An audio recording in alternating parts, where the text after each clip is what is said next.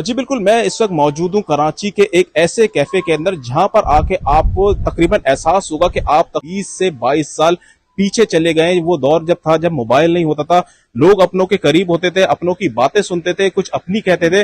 तो बिल्कुल उसी तर्ज के कैफे के अंदर आज मैं मौजूद हूँ यहाँ पे, और बिल्कुल यहाँ पर इन्होंने वाईफाई का भी सिस्टम नहीं दिया है, और पूरा जो एनवायरनमेंट दिया है, मेरे कैमरामैन हमजा आपको दिखा सकते हैं। बिल्कुल एनवायरनमेंट आपको ये याद दिलाता है पुराने जमाने की, बिल्कुल जिस तरह से चेयर होती थी उस जमाने के अंदर, और वही इन्होंने घर को अपने कैफे के अंदर जो है तब्दील कर दिया। और इस कैफे का नाम सबसे बड़ी बात यह है, इन्होंने रखा है कैफे माजी के नाम से ही रखा है, यानी आपको माजी की याद दिलाता है।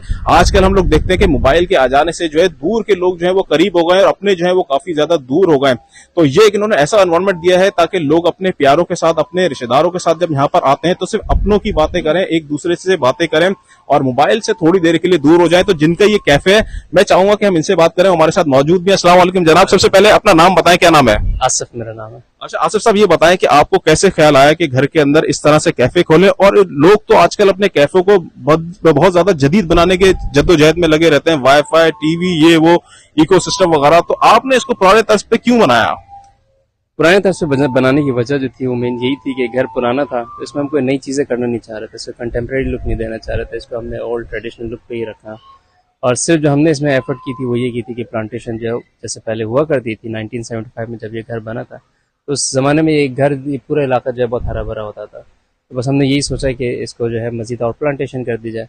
तकरीबन यहाँ पे 500-600 के करीब हमने मज़ीद और पौधे दरख्त लगाए। तो जो पुराने थे वो थे, मतलब जैसे ये आम का दरख्त है और ये नारियल का दरख्त है, तो ये जो है 50-55 साल पुराने हैं, तो इनको हमने एज इट इज़ रखा हुआ है, लेकिन इनके साथ जो मज़ीद और चीज़ें हैं वो हमने ऐड कर दिए। अच्छा, आपके साथ कौन है इस बिजनेस के अंदर? आप चलाते हैं और भाई वगैरह हैं, किसने ये शुरुआत करी है इसकी? नहीं, ये मैं और मेरी वाइफ, हम दोनों का ये आइडिया था। तो सारी जो डिज़ाइनिंग है ये मेरी वाइफ की ही थी।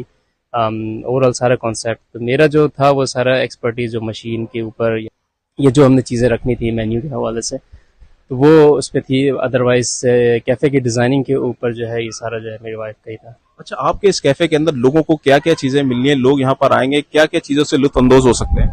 जैसे इस कैफ़े में हमने अभी कॉफ़ी के ऊपर फोकस किया है, हॉट कोल्ड दोनों, हॉट चॉकलेट, इसके अलावा क्रोसेंट्स हैं, ब्राउनीज़ हैं, और उसके साथ जो सेवरीज होती हैं कॉफ़ी के साथ वो है। फिर अभी कमिंग मंथ्स में जो है, कमिंग वीक्स में एक्चुअली इसमें सैंडविचेस वगैरह जो है वो इंट्रोड्यूस कराएंगे, तो वक्त के साथ साथ जो है वो चीज़ें और बढ़ती जाएंगी। अच्छा, लोगों का रिस्पांस कैसा रहा यहाँ पे आने वालों का? जो आपके रिश्तेदार हैं खासकर, उनका जब आपने खोला होगा कैफे, तो उनका रिस्पांस कैसा रहा? और जो लोग यहाँ पर आते हैं वो क्या अपने कमेंट्स पास करके जाते हैं? अमूमन लोगों को बहुत अच्छा ये लगता है कि बहुत पीसफुल सी जगह है, ज़्यादा शोर शराबा नहीं है, ट्रैफिक नहीं है, जो एक मेरे ख्याल से हर एक के कराची में यही कंसर्न है। तो जब लोग यहाँ तक पहुँचते हैं तब उनको एक पहुँचने में टाइम लगता है, लेकिन जैसे ही कैफे एंटर होते हैं वो एक डिफरेंट एरा में चले जाते हैं, और आई थिंक वही चीज़ जो है उनको सारे बाहर के जो मसाइल होते हैं उससे भूल जाते हैं, तो थोड़ी देर के लिए वो एक अपने माजी में चले जाते हैं। अच्छा, ये बताएं हमारे देखने वालों को कि इस कैफे की टाइमिंग क्या है और इसकी लोकेशन क्या है, ये दो चीजें बता दें। कैफ़े की टाइमिंग जो है शाम 5 बजे से है, वीकडेज में रात 12 बजे तक है, और वीकेंड पे जो है रात 1 बजे तक रखते हैं।